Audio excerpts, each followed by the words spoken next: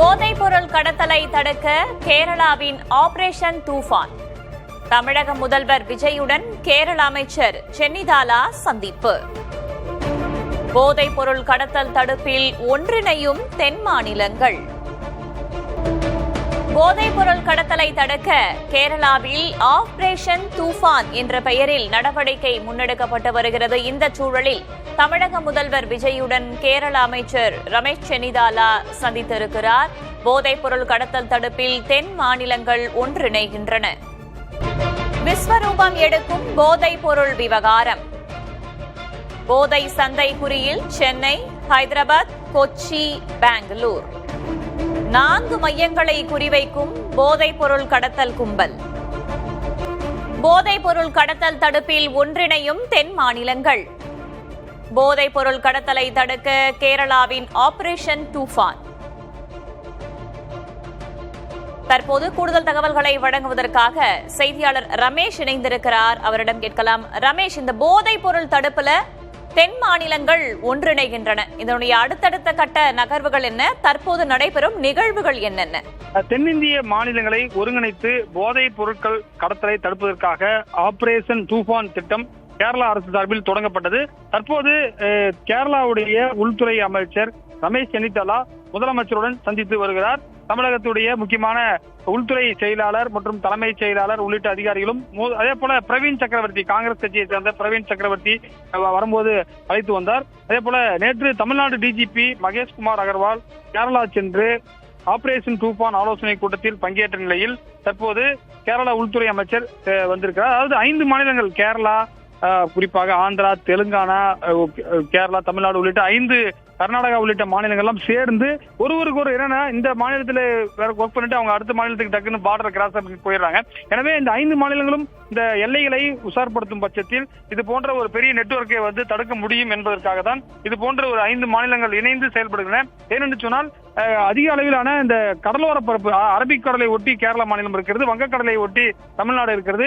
இந்த எல்லை ஓரம் இருக்கக்கூடிய குறிப்பாக கடற்கரை ஓரம் சிறிய படகுகள் மூலியமாகவும் நிறைய பேர் கடத்துகிறார்கள். எனவே இதையெல்லாம் தடுத்து எப்படி கடலோர காவல் படை என அனைத்து படைகளையும், உளவுத்துறை என அனைத்து தமிழக அரசு மற்ற அரசுகளும் இருக்கக்கூடிய அனைத்து போர்ஸையும் பயன்படுத்தி இதை தடுப்பதற்கு என்று ஒரு முக்கியமான ஒரு செயல் திட்டம் வகுப்பட இருக்கிறது.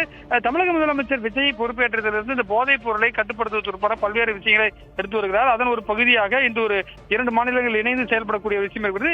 ஏற்கனவே இவர்கள் கூட்டணியில் இருக்கிறார்கள். காங்கிரஸோடு கர்நாடகாவிலும் காங்கிரஸ் அரசாங்கம் இருக்கிறது, தெலுங்கானாவிலும் இருக்கிறது, கேரளாவிலும் காங்கிரஸ் அரசாங்கம் என்பதால் அவர்களுக்குள் ஒரு ஒருங்கிணைந்து செயல்படுவதற்கான ஒரு இங்கேயும் கூட்டணி மந்திரி சபையில் கேரளா, தமிழகத்திலும் காங்கிரஸ் இருக்கிறது. எனவே இதெல்லாம் கர்நாடகாவும் இருக்கிறது. எனவே இதெல்லாம் சேர்த்து ஒரு ஒருங்கிணைந்து ஒரு வாய்ப்பாக ஏற்படுகிறது. அது மட்டும் இல்லாமல் பிரவீன் சக்கரவர்த்தி அந்த கேரளா அமைச்சரோடு வந்ததையும் நம்மளால பார்க்க முடிகிறது. அமைச்சர் செங்கோட்டையன் வெளியே அவரை சால்வை அணிவித்து உள்ளே அழைத்து சென்றதையும் நம்மளால பார்க்க முடிந்தது. வேதவள்ளி, போதைப்பொருள் தடுப்பு நடவடிக்கைகளை தென் மாநிலங்கள் ஒன்றிணையுது என்றால் தமிழகத்தை பொறுத்தவரையில தற்போது வரைக்கும் என்னென்ன நடவடிக்கைகள் எடுக்கப்பட்டிருக்கிறது? குறிப்பாக இந்த ஜூலை மாதத்துல எத்தனை வழக்குகள் பதிவு செய்யப்பட்டிருக்கின்றன? எவ்வளவு பேர் கைது செய்யப்பட்டிருக்கிறார்கள்? எவ்வளவு கஞ்சா எல்லாம் பறிமுதல் செய்யப்பட்டிருக்கு? நடவடிக்கைகள் பற்றி சொல்ல முடியுமா ரமேஷ்? நிச்சயமாக நேற்று இரவு கூட பார்த்தீர்கள் என்று சொன்னால் டிஜிபி அலுவலகத்திலிருந்து ஒரு பெரிய செய்தி குறிப்பு வந்தது. நேற்று இரவு பாத்தீங்கன்னா தமிழகம் முழுவதும் எவ்வளவு பேர் இதுல கைது செய்யப்பட்டிருக்கிறார்கள் என்று ஒரு தகவலை டிஜிபி அலுவலகமே ஒரு செய்தி குறிப்பாக கொடுத்திருந்தார்கள்.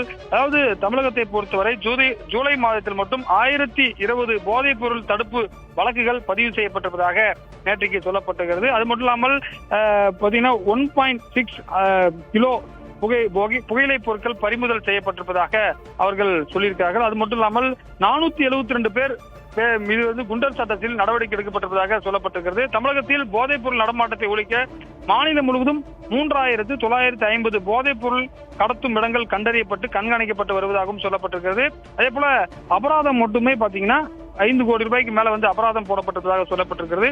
எனவே புகையிலைப் பொருட்கள் விற்பனை செய்த 2453 கடைகளுக்கு சீல் வைக்கப்பட்டிருப்பதாகவும் சொல்லப்பட்டிருக்கிறது.